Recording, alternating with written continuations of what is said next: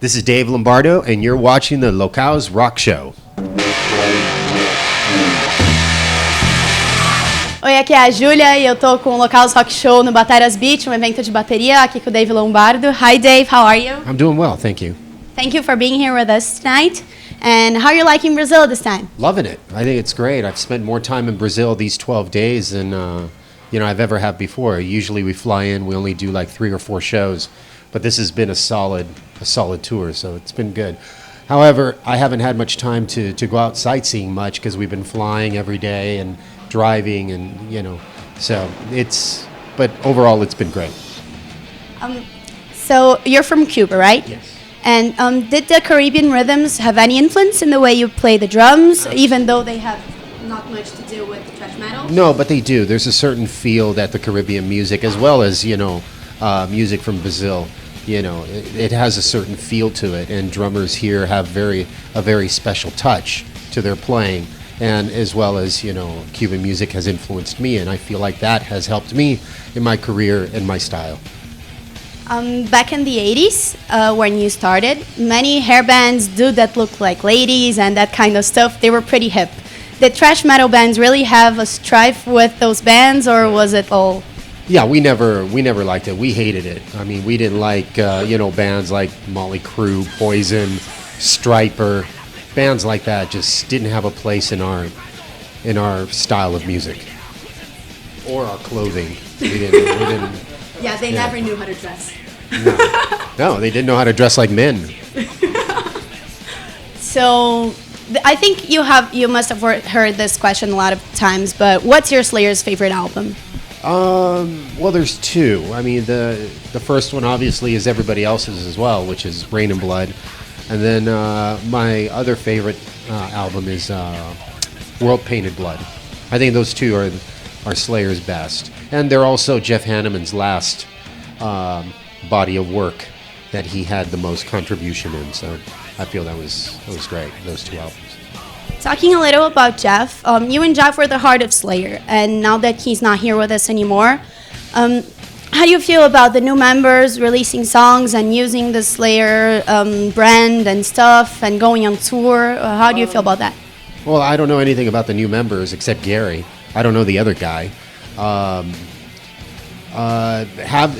using the name, well, after the 2 members are gone, the manager is probably going to use other members of the band to, other musicians to continue the name. So I really don't know. I really have no comment to that, although I've commented enough right now. In the early 90s, before Slayer went in a short hiatus, there were the other bands of the known Big Four. They diluted kind of their style and their heaviness, but Slayer always kept going and never compromised that kind of stuff. Do you think it was the pressure of the labels and the producers, or it was like kind of a moment thing? Why do you think it happened? Well, I wasn't in the band in the early 90s. I mean, I left the band in 92. The only thing I could attribute, their hiatus is laziness. That's it. Yeah, but I'm talking about like the other bands that diluted their sound and went like less heavier, but Slayer kept on going, and when you were there until 92, you kept on going, while the other bands were like diluting their heaviness. Why do you think that happened? I think, I mean, they were trying to compete probably with the grunge scene that was happening in the 90s. And, some of those bands like Metallica, they did great. They changed, they flowed with the times, and so that was good. That's fine. Slayer didn't, which is, I guess, their choice, and they're still the same. You hit really hard on the drum. You're known for that also. Before you were sponsored, how many rehearsals could you do with your drum set before you had to change the skins and stuff? I don't know. I would make them last as long as possible because obviously we couldn't afford at the time, to replace heads constantly. So we just, I really don't know. I don't remember that far back. That's something I didn't pay attention at that time and still don't remember. Yeah. Okay. You replaced Lars Ulrich 10 years ago in the Donington Festival. Right. And do you remember how was that Metallica came to you and asked you to go on stage and go on the drums that day? Well, it wasn't the band that came up to me. It was Slayer's manager. He was the one that came up to me and asked me if I wanted to do it, and I agreed. I was only able to do 2 songs because those were the only 2 songs that they played that I was familiar with. I wasn't familiar with a lot of the new album, so I didn't play those songs. I could have played more, but like I said, I wasn't familiar with their newer music, their newer material. So I just played Battery and Four Horsemen. Would you sit down with Slayer now and? Nope. Okay. So. Nope. Okay, that's a good answer because takes us to another question. In the United States, people are used to doing everything in court of law and with legal actions and lawyers and a bunch of stuff like that. Yes.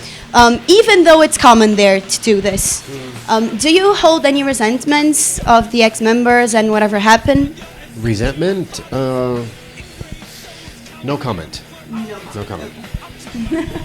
Last but not least, tell us a little about your new projects and stuff you're doing right now, your plans for the future, and what the hell you want to talk about, Awesome. The new stuff. Great. This is exciting. Well, I have a new That's the band. exciting Yeah, part. this is the exciting part. Something new instead of something old, very old, like Slayer.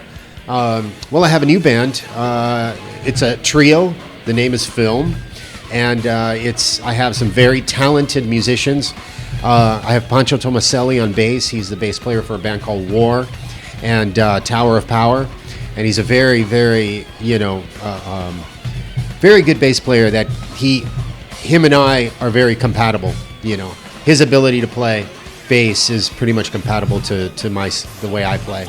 And Jerry Nessler the same way. He's the singer and guitar player, and he has this very special style that it's heavy. Let's say we're very much influenced by thrash and punk and various other styles, blues, just classic rock, but the band just has this magic, and we have a really, really good chemistry together. We have one album that was that was released in 2012. That was it's called Harmonic, but we have another album coming out in a couple weeks, I think. It's called Fire from the Evening Sun, and 12 songs on there, and we're hoping to release it here in Brazil. Actually, I'm going to have a meeting tomorrow with some distributors and hope to release it here, maybe with some special packaging and something special for the Brazilian fans, because I've had such a great time here. I feel like I owe it to them, and they've been very supportive. We have also an EP. Well, it's almost a full-length album that we're going to release in May. So this one isn't even out yet, and we already have another album waiting to release. So you've been working hard. Yeah. It's part of an artist and a musician. I feel needs to always work, and always produce music. And with these musicians, there's no lack of music. It's easy for us to create music and write music, so we take advantage of that, and we're going to do that. And who knows what else? We'll probably have another album out. Probably have 2 albums out by the end of next year. So we'll have the EP and another album. So let us know if the album's coming to Brazil. The Absolutely. first one, we will be thrilled to have it here, and you should totally come here to do a show. Yeah, with I your trio. would love to. We would love to have you. Yeah, We actually would. Yeah, we've been talking with several, people that are thinking about bringing the band over. So hopefully, we'll make it down here, really soon. Manifesto, I am sure would love to have you Yeah, here. yeah. I just spoke to the owner. He's very kind, and he was very welcoming and saying thank you for coming to his club. So I'm honored. Good, very good. Thank you very much. You're It was welcome. Really nice to have you. It's an You honor. too. Can I have a hug? Oh yes. Thank you.